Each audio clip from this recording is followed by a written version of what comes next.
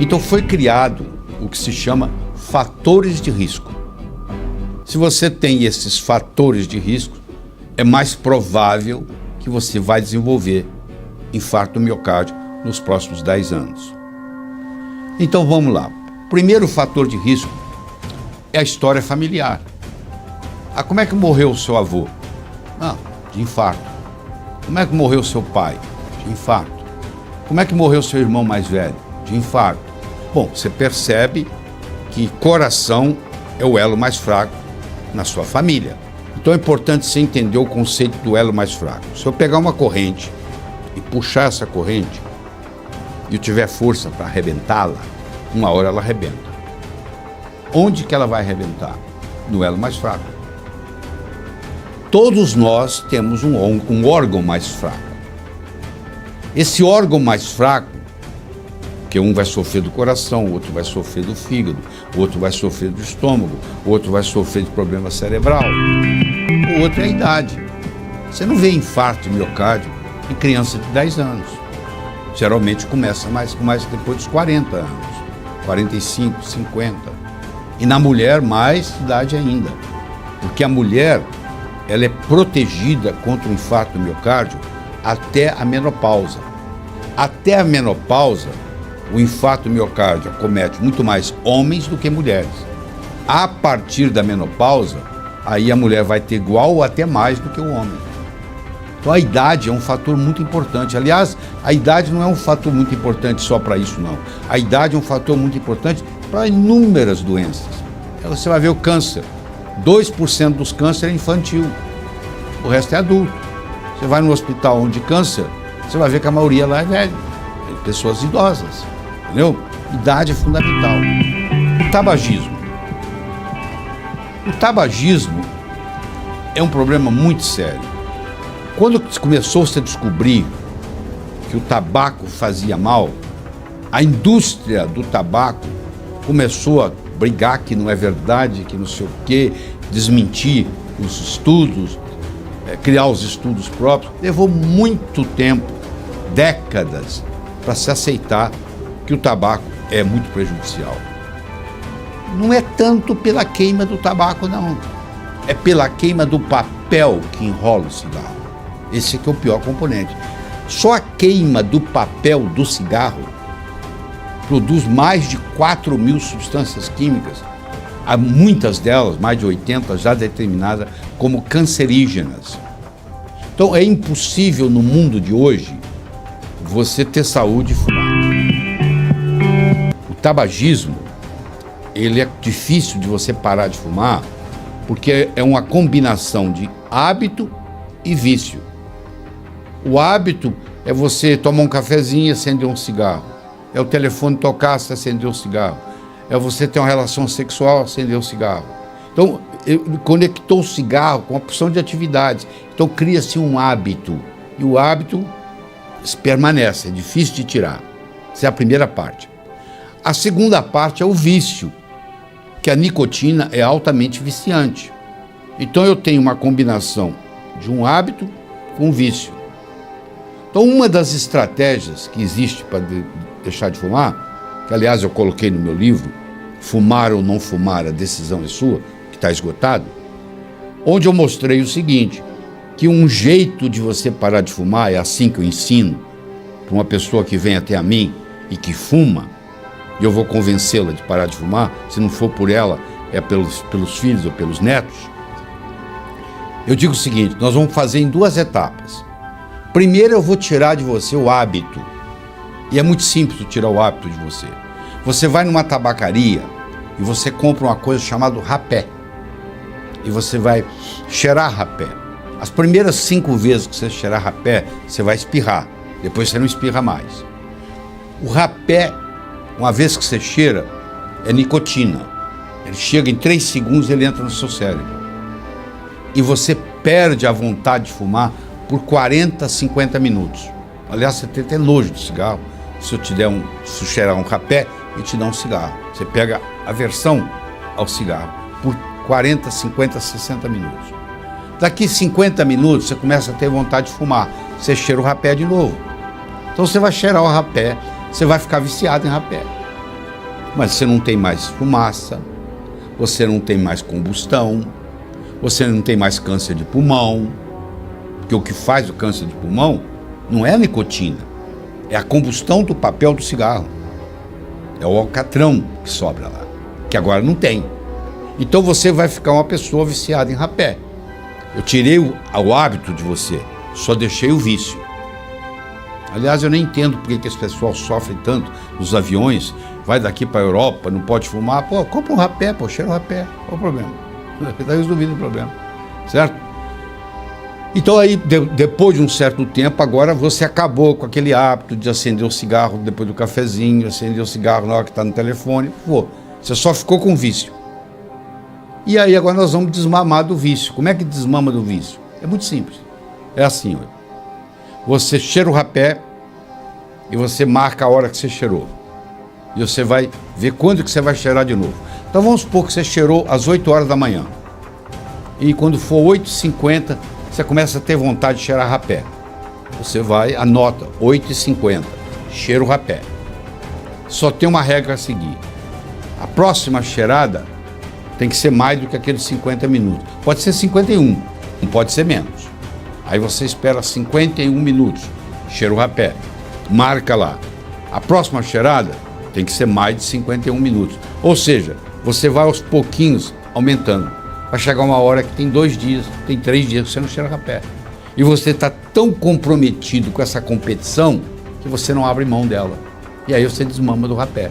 Mas mesmo que você ficasse viciado em rapé, é 1000 vezes melhor do que se você continuasse com cigarro, por causa do alcatrão, da queima, do processo do câncer, etc. Certo? Então, existe uma solução. Outro problema sério é o álcool. Essa história de que vinho tinto faz bem para o coração, não é do bem do jeito que você escutou, não. Faz bem para o coração, mas faz mal para o fígado. Você não vai morrer de coração, mas vai morrer do fígado. O que você prefere? Morrer do coração ou morrer do fígado? Eu prefiro morrer do coração, sabe por quê? A morte é rápida, é de uma vez, não tem sofrimento. Agora, morrer do fígado é complicado. Então, essa história, essa desculpa que tem resveratrol, tem sim. O vinho tinto tem resveratrol. Se você tomar umas 8 garrafas por dia, é capaz de dar igual uma cápsula de resveratrol que você compra nos Estados Unidos e faz uso. Você entendeu? Ou aqui mesmo, hoje, as farmácias de manipulação no Brasil já tem resveratrol. Então a concentração de resveratrol que tem no vinho não é essas coisas que você pensa, não. Você vai ter que beber muito para o resveratrol começar a fazer efeito. E nesse ínterim, você vai sofrer do fígado, vai desenvolver uma cirrose alcoólica e vai chegar uma hora que o próprio álcool vai destruir seu coração. Então álcool em pequenas doses ajuda o coração, mas prejudica o fígado em qualquer dose. E o álcool em grandes doses prejudica também o coração. Então essa não é uma solução de prevenção, tá? Pelo contrário, uma pessoa que tem excesso de álcool tem um risco aumentado para ter problema cardíaco.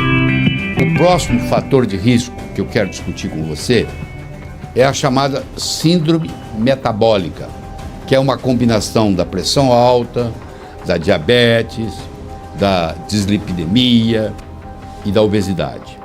Então esses são os 4 fatores: hipertensão, diabetes, obesidade, dislipidemia.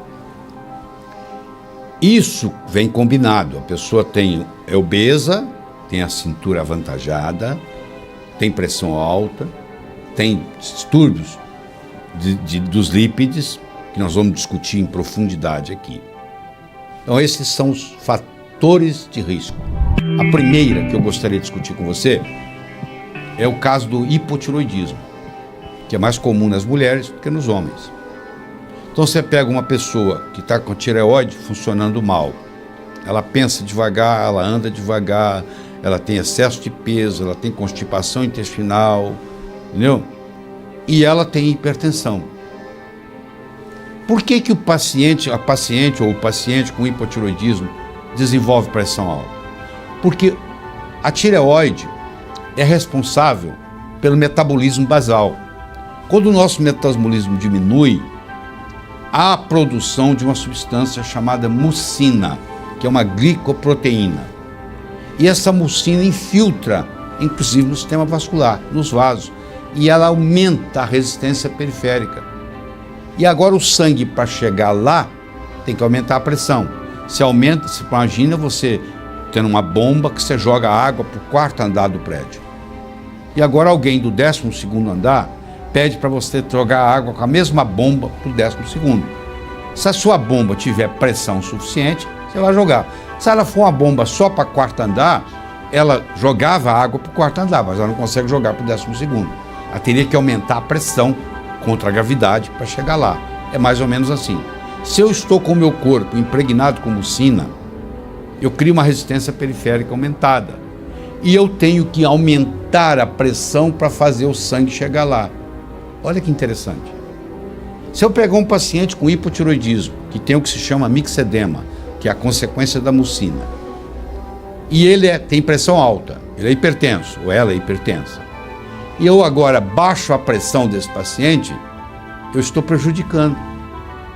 A pressão vai baixar, mas esse paciente vai morrer mais cedo. Porque agora, aquela água que tinha que chegar lá no 12º andar, ela não chega, não tem mais pressão para chegar. O oxigênio que tinha que chegar lá no fundo do olho, tinha que chegar lá nos rins, agora com a pressão mais baixa, não chega. Então acaba prejudicando.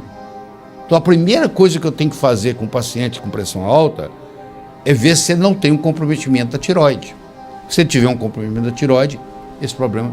Agora, se ele tiver um comprometimento da tireoide e eu for capaz de normalizar a função tiroidiana dele, ele também vai deixar de ser hipertenso. Resistência insulínica, que cada vez tem mais no mundo, é a pessoa que tem mais insulina do que deveria. Os níveis de insulina estão aumentados no sangue. A insulina é um hormônio que retém sódio, e retendo o sódio, retém água. O volume aumenta. Você lembra daquela história do rio? Que de repente o leito é mais estreito, a água tem que correr mais rápido, deu correnteza? Pois é, aqui mais ou menos isso também. Agora eu tenho mais sangue, eu tenho mais volume, por mesma vasculatura. Então agora eu tenho que a resistência também aumenta, e com isso aumenta a pressão. Então se você tiver um paciente, por exemplo, diabético, hipertenso, se eu regularizar a diabetes, se eu tratar a diabetes e os níveis, tanto de glicose quanto de insulina, baixarem, automaticamente ele vai baixar a pressão. Então eu tenho que tomar cuidado, porque se eu estou tratando de um paciente diabético com pressão alta e eu estou tratando a diabetes e a hipertensão, e o diabetes normaliza, aquele remédio agora para hipertensão ficou demais. E esse paciente pode ter uma crise de hipotensão, pode desmaiar. Uma outra causa de aumento da pressão é a elevação do ácido úrico. O ácido úrico elevado também produz vasoconstrição, também aumenta a resistência periférica, entendeu? Então, se eu faço uso de muita frutose, a frutose aumenta o ácido úrico.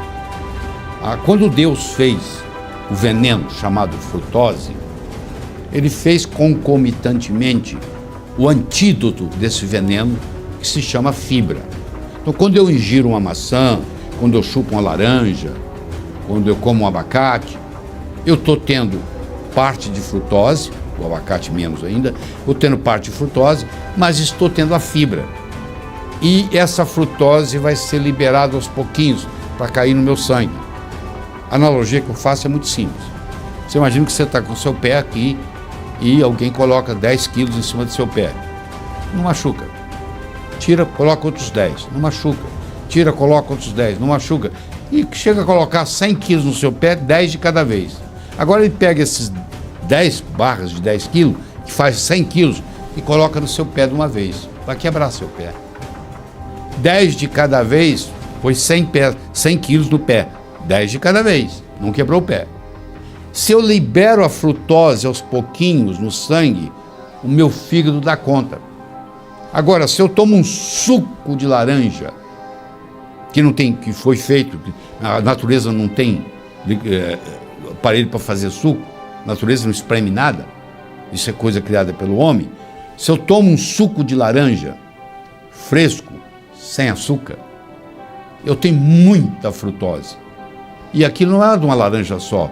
Eu posso tomar um suco de 6 laranjas num segundo, num golo só. E aquilo vai de uma vez para o fígado.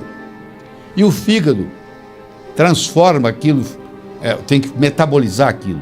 E no metabolizar, ele gera o ácido úrico, que é uma endotoxina gerada pelo corpo, que se acumular pode dar gota, pode inchar seu pé, seu dedão. Mas não é só isso não dá só gota, dá pressão alta. Então a sua pressão pode ficar alta em consequência do ácido úrico.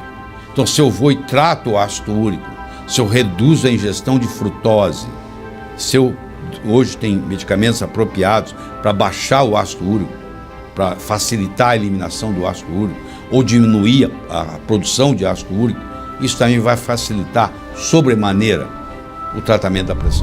Lá tem o caso das pessoas que estão intoxicadas com metal. Você imagina que você é garimpeiro, você trabalha numa mina, você trabalha com mercúrio, porque para extrair lá o ouro, a mina de ouro, você precisa de mercúrio, você está contaminado com aquilo o tempo todo. A primeira vez que você vai ao médico, depois que você trabalha como garimpeiro, você está com a pressão alta. Pressão alta por uma intoxicação por mercúrio. Não adianta eu ficar agora te tratando para você baixar a pressão. Eu tenho que fazer um detox desse mercúrio. Existem vários mecanismos para isso hoje. Nós não vamos discutir aqui, mas existem vários mecanismos. Mas eu não estou falando só do mercúrio. Pode ser o cádmio do cigarro. O tabaco tem cádmio. Se você fuma muito, você tem pressão alta. Na hora que você para de fumar, cai a pressão, porque aquele cádmio vai ser eliminado. Pode ser chumbo. Você trabalha com pintura, você trabalha com solda. Você é um mecânico que trabalha com solda, que envolve chumbo. Você respira chumbo o dia inteiro. Você se contaminou com chumbo. O chumbo aumenta a resistência periférica. O chumbo também causa. Então, uma das causas da pressão alta são os metais tóxicos. Eu gostaria de conversar com você uma coisa que geralmente o médico vê um corpo sem boca e um dentista vê uma boca sem corpo. E parece que são duas coisas separadas. Parece que a boca foi delegada para o dentista e o médico ficou com o resto do corpo. Mas primeiro que não chega uma boca sozinha num consultório, nem chega um corpo sem boca num consultório médico. Então o médico tem que aprender a olhar mais para a parte odontológica e o dentista tem que aprender a olhar mais para o corpo como um todo. Uma infecção dentária assintomática, um canal maltratado, uma extração inadequada de um dente, siso, por exemplo, que tem muito a ver com o coração e com a pressão alta. Eu já vi casos de jovens com pressão alta que tiveram o siso mal extraído, que ficou um pedaço da raiz e que, uma vez diagnosticado, foi tirado essa raiz que estava lá, inadequadamente ainda lá, e a pressão normalizou. Nunca mais precisou tomar remédio para a pressão. Entendeu? E a pressão era alta por causa dessa infecção que tinha na área do siso.